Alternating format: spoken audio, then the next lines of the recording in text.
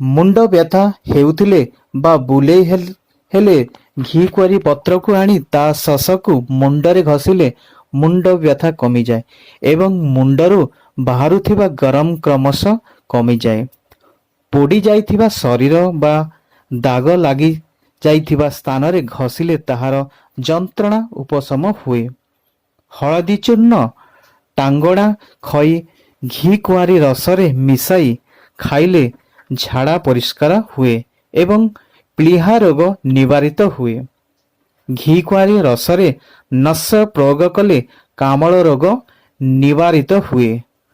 प्रमेह रोगरे निवारण पाई शत धोती घृत घी कुआरी रस मिश्री सह सेवन कले रोगनाश हुए।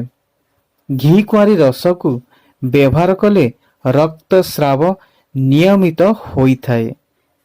एही पत्र रसरे अल्प सैंधव लुण भल रूपे मिसाई क्षत स्थान रे 2-3 थर लगाई देले कीट दर्शन विष कटि जाए एवं जलापोड़ा कमी जाए।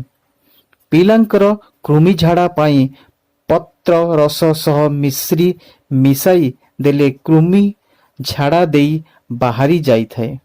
घी कुआरी रसरे हलदी को बाटी देहरे लगाइले कंटु और चर्म रोग दूर होइथाए।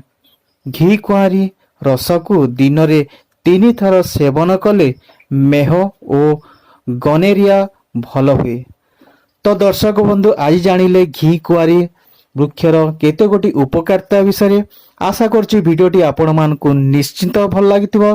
पुणी एक नूतन भिडियो आपण को पाई मु नै आसीपि। से पर्यंत जय हिंद जय जगन्नाथ।